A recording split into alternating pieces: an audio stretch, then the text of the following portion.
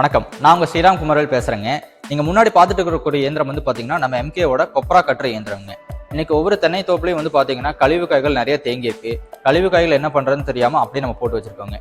நம்ம இந்த இயந்திரத்தை பயன்படுத்தி நீங்க உங்களோட தோப்புல இருக்கக்கூடிய காய்களை ரெண்டா வெட்டி கொப்பரையா பயன்படுத்திக்க முடியுங்க. இது வந்து பாத்தீங்கன்னா உங்களுக்கு ஒரு 4 ஆள் செய்யக்கூடிய வேலையை ஒரே ஆள் நம்ம செஞ்சுக்கிற மாதிரி தான் இந்த இயந்திரத்தை வந்து நம்ம வடிவமைச்சிருக்கோங்க.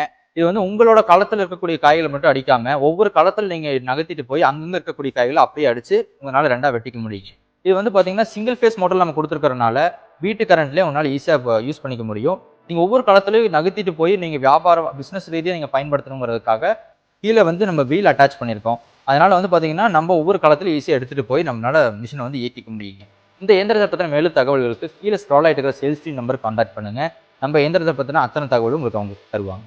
நன்றி.